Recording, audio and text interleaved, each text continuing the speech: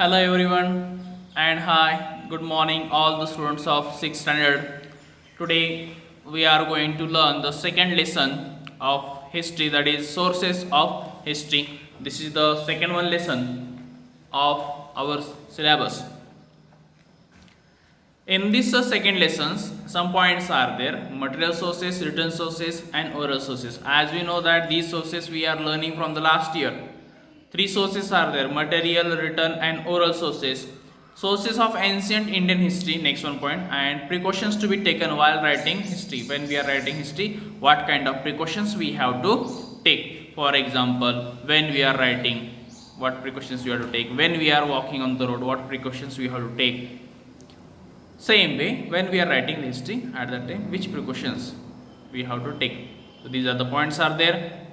So first of all, we'll go with the first. A number of objects used by our ancestors still exist. Many objects are there which were made by our ancestor or used by our ancestor. These objects are still exist, means these objects are still they are there. Some inscriptions from the past have been recovered, that, and along with that some of the inscriptions, some of the information, it is in a written format, it is available, that it is recovered, we got it, that. So sources like these help us to understand our history. By using that, by reading that, we can understand our history, because we were not there at that time. In ancient time we were not there, so how we can understand the past history? By using these sources, or by using the ancient record, that by reading them we can understand that.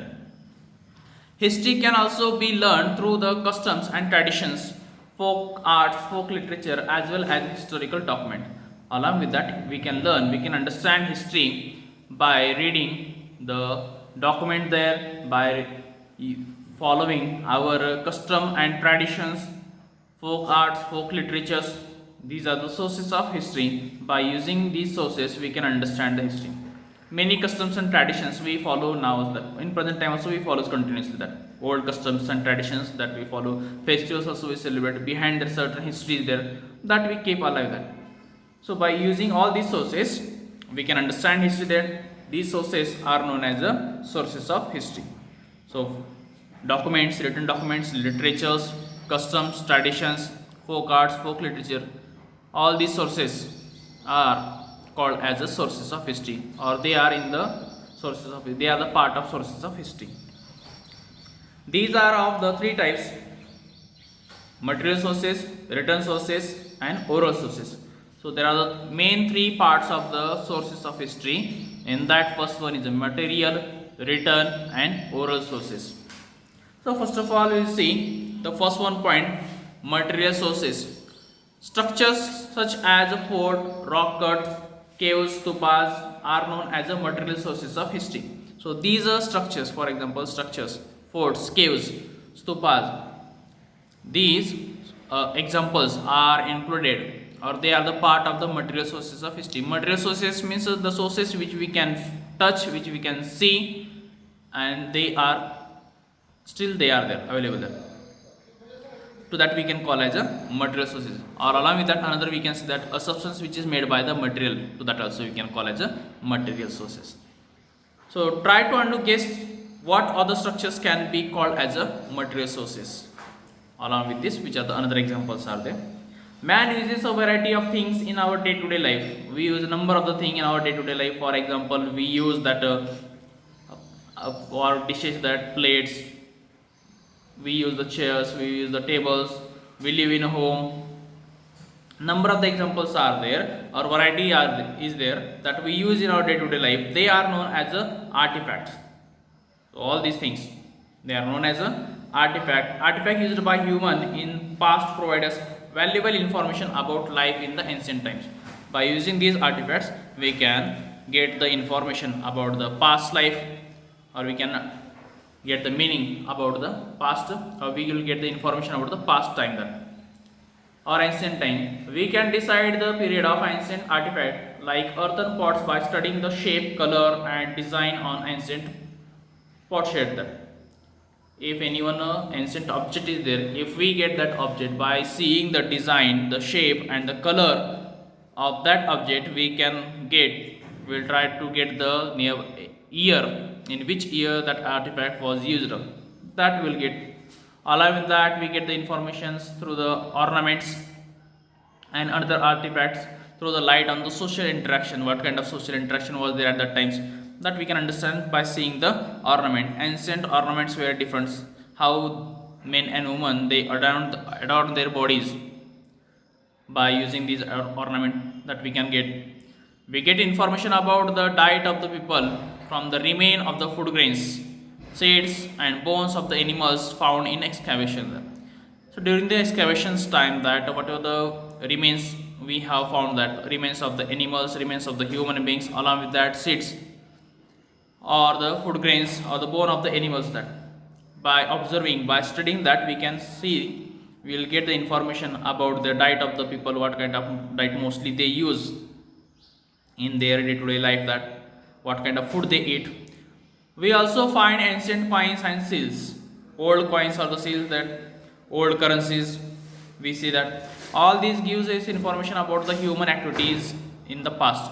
So these coins or the seals or all these examples give us information about the ancient activities, what are the old activities were there in the past time, that activity, or we'll get the information about that period.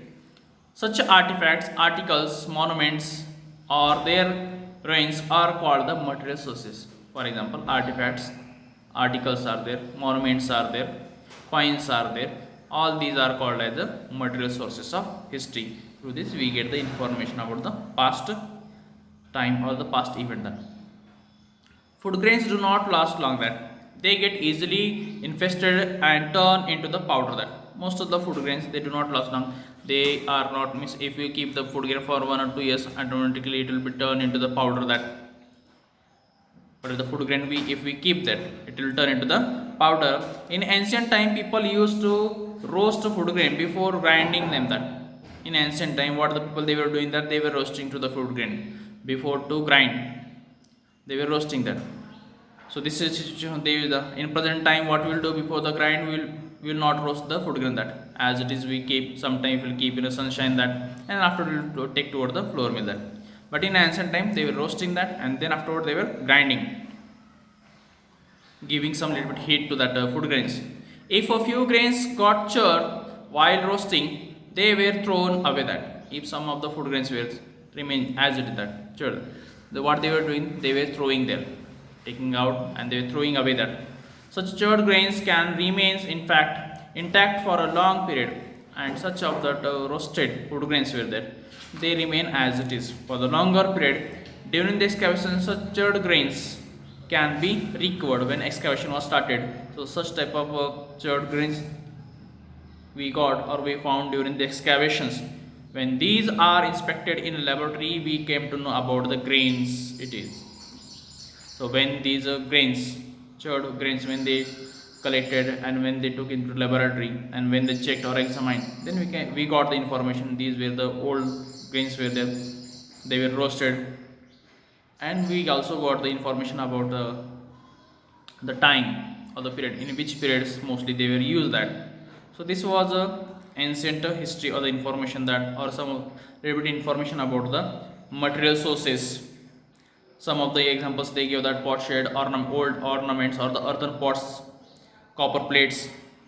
Written sources, the next one point is that point we will take tomorrow. So today you read out the material sources, example of material sources, and along with that meaning of the material sources. It is on the page number 6, lesson number 2, sources of history. Thank you.